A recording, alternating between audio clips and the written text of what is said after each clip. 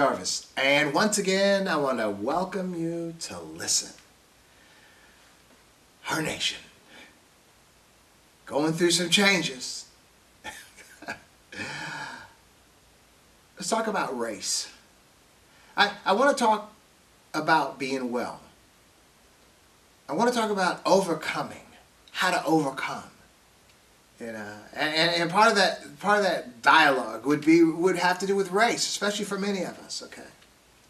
So we look back. You know, my daughter and got in the car and I was driving her and her friend to school the other day, and my daughter put on the music, you know, that lift every voice and sing. You know, wonderful song.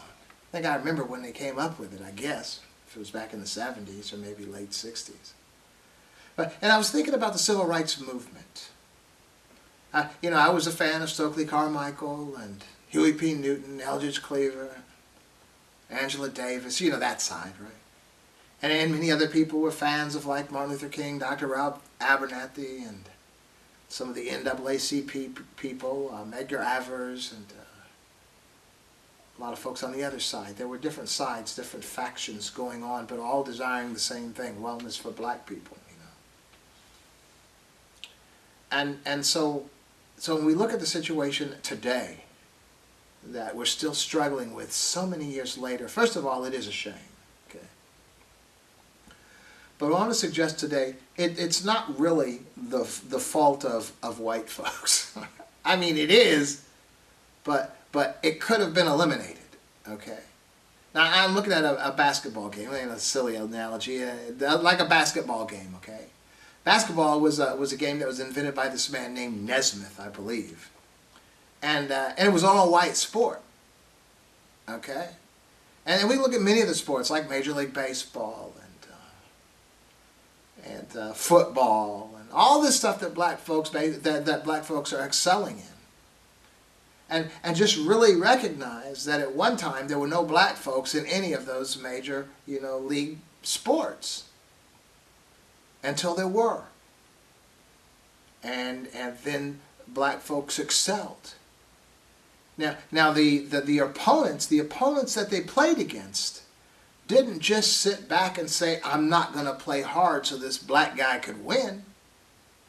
Black folks just worked harder and excelled themselves right past the barriers that would have prevented their success, okay?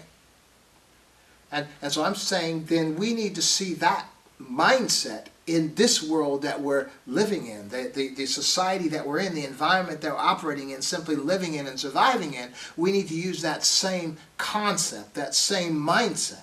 Not looking for somebody to step aside and let us stand in their place, but recognizing that we have to work harder, and then we'll be in a position to take, you know, what is ours.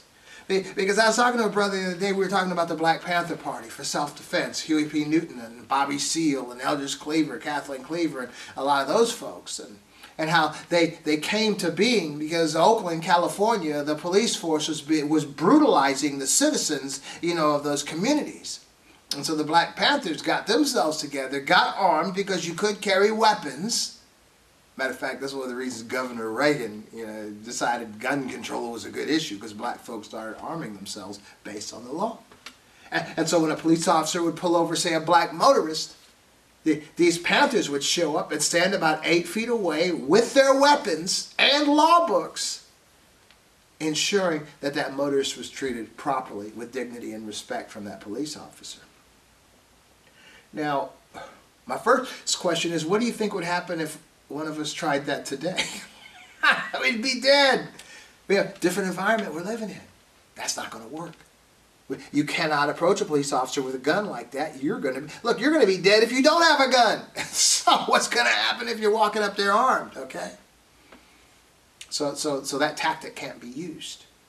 We also had an environment where the American government was concerned that there could be a civil war in this nation.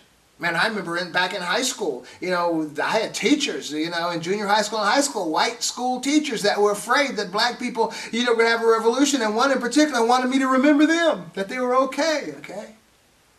That was the mood, that was the mood and the environment that we were living in. Because Fidel Castro was a very good example of a man who overthrew an oppressive government, in his nation, and he was friends with black people. Whenever Fidel would come and go to speak at the United Nations, he'd always stop at Harlem. There's some iconic pictures of him and Malcolm X, speaking together on one of those such trips, using an interpreter and all. So the United States government was recognizing that there could be a possibility of a civil war within the states. You had black folks that were trained in World War II, black folks trained in Korea, black folks trained in Vietnam, understood strategy, tactics, weapons, explosives, all that stuff. And recognizing black folks were about fed up, okay? I'm sure that's why they embraced quickly Dr. Martin Luther King, the brother who could take a punch, because they'd rather deal with him than have to deal with these ballot or the bullet Malcolm X type brothers, okay? So that's the realities. But guess what? You can't do that today. Technology is such that you can't even suggest or hint at doing anything like that, because you're going to get jammed up. Technology, man. You're going to try to make plans like that. They're going to catch you. Technology, eavesdropping, wiretapping, satellites, cameras, all that stuff going on. Plus snitches, they're always got those and all. So as black people, we can't utilize the strategies and tactics of yesterday, okay? It's not going to work. So what we have to do, so we have to look at the situation and figure out, how can I function within this situation and still do well and prosper and succeed, okay? So it's not like, the basketball player, I'm sure, we heard stories about, baseball, like Jackie Robinson, broke the color barrier. I'm not too impressed with all that, That was the day white folk allowed black people to come in. It wasn't anything really that he did. But once you get in there, once he was in there, how he performed, that's what speaks volumes, okay? So this is a game that we're in right now. So the key is simply to figure out the game plan from this game that we're in and win. And so far we haven't done it. A few people here, a few people there. I was reading something about the Oprah effect. That's not what I'm talking about. Even having a black president, President Obama, as wonderful as that felt as a black man, that's nothing to do with the masses. And there's nothing against him. Because for me, Barack Obama becoming president, I'm not political. But trust me, if Barack Obama had been a Republican, and he had been sane, not crazy or anything, like he is, but just a conservative Republican, I would have voted for him. Because it wasn't about the politics. It never has been. It couldn't be about the politics for black people because we've never really been involved in the process. We've just been used for our vote. Promised everything the world for our vote. But come on now, it hadn't been about us. So I always just went with the personality of the individual. If the person seemed cool enough, that's who had my vote. It was just a blessing to see Obama. He just happened to be a Democrat, but he was just a good man. To see a good man, he had to be a good man to make it, because they were scrutinizing him. Good family man, just loved his wife, loved his kids, went home from work every day, all that stuff. You talk about JFK, Marilyn Monroe. You talk about Eisenhower. I believe he had a girlfriend as well. A lot of these guys, I think George Bush had an alcohol issue. I ain't going to say nothing about the guy now because I'm not political. We all believe what we believe. But I'm just saying we have to look at the environment. It's like a ball game. It's like a playing field or whatever. We got to understand the rules. And we have to win. And so far, we haven't been winning. We just haven't. Look where we are today. Shoot, man, emancipated 150-some plus years ago, and they're still choking out brothers in the street. We could blame it on them if we want to, but why are we putting ourselves in that position, okay? Now I was raised military. My father was World War II, Korea, Vietnam, brothers Vietnam. Sister was a medic in Desert Storm. Me and my other brother were fortunate enough to be in the military in peacetime. But what you realize is that you can goof around all you want. But when it comes time, when war shows up, you got to be sober. You got to be sharp. You got to be focused. You can't just when Friday night, well, it's Friday night. You can't go out. No, you have to take care of your business. So I'm just saying, look at the playing field. We've dropped the ball. We haven't done what we're supposed to do. There are too many black folks that are on drugs, too many black folks that are hooked on alcohol, too many black folks that are not raising their families, too many black folks that are in the clubs on Friday night. We're at war. This is why we're at war, because we haven't been serious enough to deal with the situation at hand. And the problem is our kids. And when I say kids, I mean the generations and generations. Because you were a kid once, and your parents were kids once. The examples that they had in their lives. I can't smoke weed and expect my child's not going to see that I'm validating the buzz. Man, I was up in Myers last night, man. I was like, and I'm just standing in line, and you got a 6 foot, radius way you're supposed 6 feet from the next person you're supposed to be standing. And I got a mask on, and I'm smelling weed thick through the mask, 6 feet away. His young brother was standing behind me, 6 feet away. I had my mask on. And I'm smelling the weed. And I remember the smell. It's been a lot of years, but I remember the smell. It was thick. Where's his future going to be? I wanted to say something to him, man. Like if I could smell this. First, I don't want to condemn him. I want to say, look, I understand. But if I could smell this, what's going to happen when the policeman smells it? What's he going to do to you?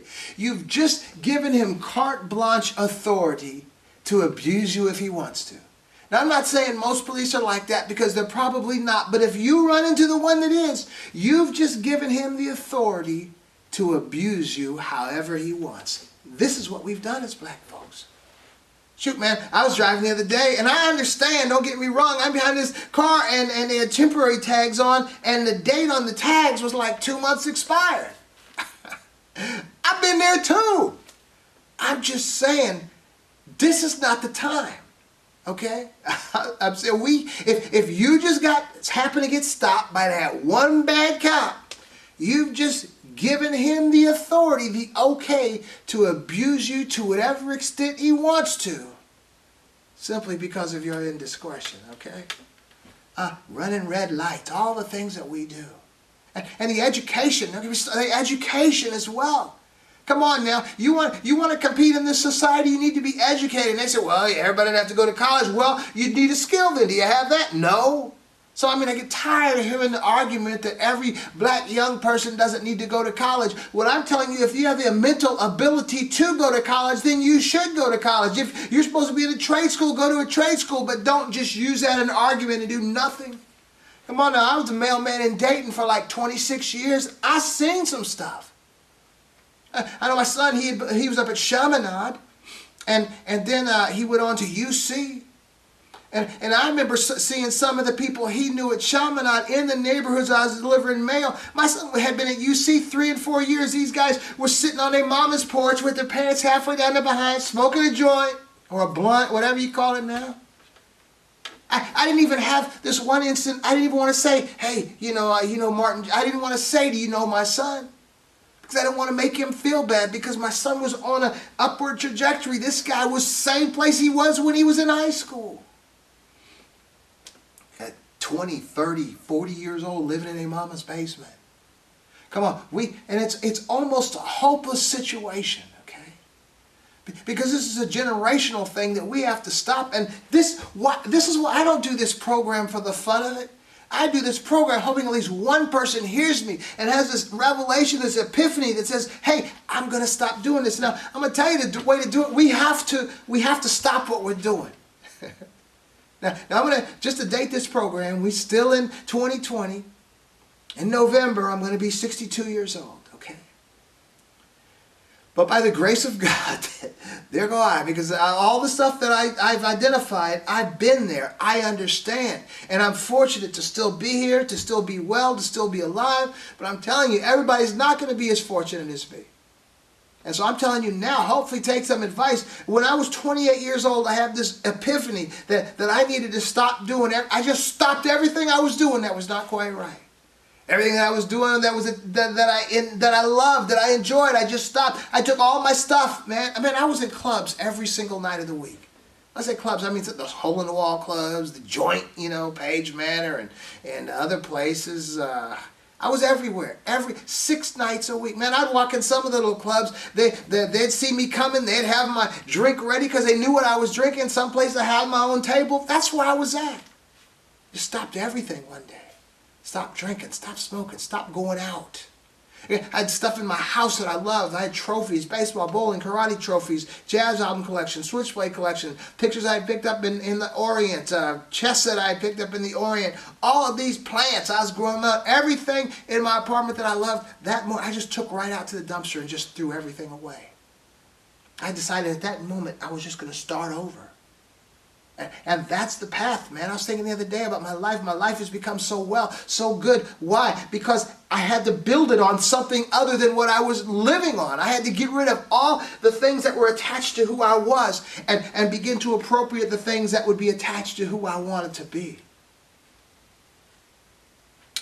So, and I'm telling you, stopping that buzz. I mean, you wonder why you're attracting the wrong kind of women or the wrong kind of men? They're drunk too. What happens when you both sober up? So either that or you're going to stay drunk. Or either that or one of them's going to stay drunk. You're bound for issues in that sense. Stop drinking. Stop getting high. Quit the buzz. I know you might think you're going to be a cool old man or a cool old lady one day, but no, stop. Stop drinking. Stop smoking. Stop that. We're at war still. I can't be sitting in a foxhole with you fighting off an enemy, happen to look over and you gone because it's Friday night. We're still at war. Until this war's over, we can't be doing that buzz, okay? And it's not conducive to an education. You cannot, I'm telling you, I went to school for 10 years. But when Obama became president, I realized, man, I was a young brother, younger than me, Harvard, and I had a high school diploma. I decided to go to Sinclair to get an associate degree. 10 years later, I had an MBA. That was 2019. If I hadn't stopped getting that buzz, or if I had continued going out at night, every night, I would have never attained that. I would have never made this accomplishment. But it was, so going out wasn't directly related to me, but it was taking up my time. It was keeping my mind buzzed. It was keeping me in a position where I couldn't do more. Man, I was living in an apartment back then. It was a townhouse. No, it was a flat, one level, 3-bedroom apartment. That was it. Didn't hardly have any money because I was spending on that buzz, on the alcohol, going out, all that stuff. And what's attached to going out and drinking a lot and all that is eating all the wrong kind of fast foods. Imagine the money. So those are the things that are connected. You got to stop doing those things, man. You're broke. You don't have enough money. You're going from paycheck to paycheck. I guarantee you stop going out at night. Stop drinking alcohol. Stop buying weeds. Stop buying fast foods. You're not going to be broke anymore. And what can build from that? Man, change your life. That's the key. The key is education. The key is we need to stop getting that buzz. And we need to get healthy, man. If I was still eating wrong, what would be the point of even exercising or working out? So now, I was on this 76-day challenge I introduced back in August 27th. Man, so this has been about, at this point, at this filming, there's been about a little over 2.5 months. And I've lost 18 pounds. I was 209, I'm 191 right now. I mean, I'm like back when I was younger. I'm trying to get down to like 185 or so. 178 was my martial art fighting weight, but I'm getting there. But if I hadn't stopped getting that buzz way back when, I stopped eating wrong, having more money, meeting a good woman, getting married, having kids, living in a nice home, then getting the education and being healthy. I mean, it's all connected. And I'm going to tell you this, and this is what you can take to the bank, that most of the black folks that are, now I tell you, I was taking my daughter to, where was I? We were going to Myers yesterday. Pulled out of my truck, right out on the main street. The police officer had been sitting there. I saw him when I was at the light. He'd been sitting there for the whole time. As soon as I drove by him, he gets right behind me. I knew that. But that's one of the reasons I have my military plates. But I know he ran my plates. And guess what? I haven't had a ticket in like 10 years. And that was from an accident that I had. And I hadn't had a ticket before that for like more, 10, 15 years prior to that. Because when you stop drinking, when you stop going out at night, when you start eating right, when you get healthy, when you get educated, man, your whole perspective, things begin to change. So this guy, I know he ran my plates. You know he did. Come on, I look like he's gonna run my plates. He said, oh, this guy's got nothing. Then he just turned off. I'm saying, and so what if I had had expired tags? What if I had been smoking weed? Like another day, I was coming out of that same street on the main street. There was a car in front of me, and just the weed smell coming from his car was coming through my car. So what if the cop had gotten behind that car and had smelled that weed? Or if he had gotten behind the car where that lady had expired temporary tags? Or if he had gotten behind the car, and found out whatever, anything that we haven't quite got ourselves doing. Man, I'm telling you, when you start doing the right things, you will take yourself out of their purview of influence. Of their heavy-handedness, the negativity, the prejudice, the ethnic persecution that does permeate many members of our police force. When you start handling your business right, because the thing is, they're probably not going to change. Many of them are going to be just as corrupt, just as racist, just as persecuting and oppressive as they have been. But what you can do is take yourself outside of their range, outside of their reach, where they can't touch you. I'm telling you. And this is cleaning up your act. Man, when that guy ran my plates, ain't nothing on there. Man, there was a time in my life, honest to goodness, when I was younger, man, I wonder if I got any warrants. How many of y'all think that? That's the way I used to think. Or as a ticket I hadn't paid for, or something I didn't do right, Man, I was totally confident. He's behind me. He ain't gonna find nothing. When you come to that point, they can't touch you. Most other brothers, just like George Floyd and them brothers, they were wrong for murdering that man. But if he hadn't been in that situation, they couldn't have done him like they did. See, they still got to answer for karma. They still got to answer because what goes around comes around. They still got to answer for the evil that they participated in, But just take yourself out of their reach. You can't change them, but you can insulate your life so they can't touch you, is all I'm saying, okay? I said this to this one brother once, and he was like, why do I got to change for them? You ain't changing for them. They ain't going to change. Change for you. So your kids are watching you. Man, this person that I just described, that you maybe got that buzz in them clubs all the time, the warrants and all the tags that were expired and all that other stuff my kids don't know him. That's Marty, okay? My kids don't know Marty. All they know is Martin. Both of my kids. My son is like 32 or so. My daughter's like 15. Both of them have heard me use a bad word once, okay? But I'm saying is they don't know that other guy. And so they have been following their dad. And as kids do, they shape their lives after their fathers and their mothers. Even if they intend to or not, you look at them and like, man, that's what I do. They're watching you. Even if they don't even consciously realize that they're becoming like you. That's the way we're created, like a little duck that's walking around. The little ducklings are following her. They're watching. And they're becoming like Martin, not like Marty. What time is it? Oh, we're cool. And so I want to give you that encouragement. That we could change this thing. See, they don't even have to experience what we've experienced. Like my children, they realize still, the police force and the corruption of many of the officers, and even the ones that know but aren't saying anything, they know. But they're not even in that realm that I was in when I was growing up. They're good people. I think I was good. I don't know. I just was always just doing the wrong things. That's why I was finding my joy, my fun, was doing destructive, just like this buzz thing, man. Man, I've been sober since I was 28. I'll be 62 in a couple weeks. Man, that's like 34 years. I swear I thought I was going to be just a cool old man one day. I found it very, very hard to believe that this guy that I am could ever be, but my life is I was thinking the other day, man, just how good my life is. And it's okay. Life's don't all, oh, don't say that, man, because anything can happen. I know anything can happen. Most of the negative things that happen, we bring about ourselves. We out drinking and driving. We're out in the clubs. We're somewhere we shouldn't do. Out in the clubs, you know, as a man, and some woman comes up, you've been drinking. Gosh, that's how stuff happens. Don't be in that situation. You're not in that situation. Stop drinking. You're not going to be going to any clubs. Don't get high. Start buying healthy foods. If you're not getting high and not drinking, you're going to start buying healthier foods. You stop going to fast food places. Just get it together. That's our only way out of this mess. And we're going to be all right. Hold on. I think that's it.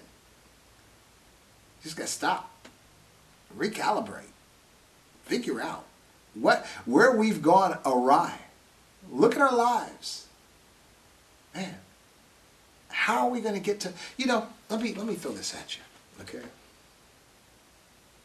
Because I'm the type person that if I see a situation that's not right, I have to fix it. It's the thing women don't like, right? It's the thing that, when they tell you their problems, immediately I start talking, well, all you got to do is, they don't want to hear that. I mean, we know that, so I try not to go there so much. But for me, when it comes to things in my life, or even things that are going wrong, like maybe a car, maybe a house, or maybe a situation that isn't quite right, First of all, I'm always the one, I can't just chill on a situation that's not right. I always have to address it. If somebody's saying something that's not right or doing something that's not right, I don't care if you're just doing it and it's not affecting me. But if you're doing something that's affecting me and it's not right, I'm going to have to deal with it. I'm going to have to deal with you, okay? And sometimes it's like, it was the wrong impression. Oh, my bad. And sometimes it's not. Sometimes they'll act like it was the wrong impression, but then they'll change. And sometimes you'll have to conflict for a minute, and then that's dealt with. Then you deal with it however you need to. That's just who I am. I just can't let things rest and just, because it just starts getting in my mind, and it goes like that. So I got to deal with it, okay? But I'm also the kind of guy that has to in regular things, just has to figure out the fix, okay? And so I can't just go here with you now with all the stuff that I've given you and not giving you the way to make it happen, okay? For an example, the other day I had to buy a lawn vacuum for the leaves, Craftsman, real nice and everything.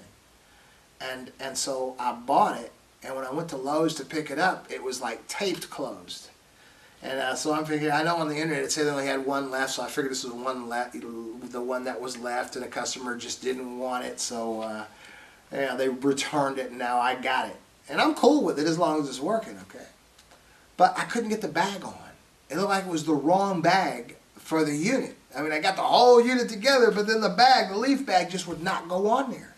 So I called up Lowe's. I said, look, I got this whole lawnmower put together, but I just bought this. I brought it home 2 hours ago. I can't get this bag going. I think it's the wrong bag. And at first they were asking me, well, you need to bring the whole lawnmower, the whole thing back. I'm like, I just put the thing together. Doesn't make any sense. I said, all I need to know is if you got another one there, if you could look in that box, and then we could see if this is the same bag. And they didn't want to do it. I don't know, because they didn't have the documentation right, the paperwork right, or whatever. I'm like, look. So then the manager's on the line, and he's young. He's just pausing because he doesn't know what to do. And so I helped him. I said, look, let's start from the backwards. Let's start from the end of it. We want me to have the right bag, right? So how do I get the right bag, okay? The right bag is, if I got the wrong bag, you got to give me the right one, okay? So how do I get the right one? And then we get to the point where, okay, just come in and bring the bag, and we'll give you the right one out of another box that's there that hasn't been opened, okay? And they say, oh, okay, that's what we're going to do.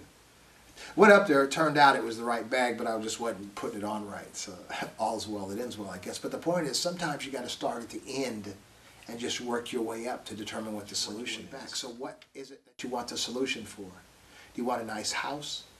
Do you want a better job? Do you want your kids to be well? Do you want your health to be well? Do you want more money in the bank?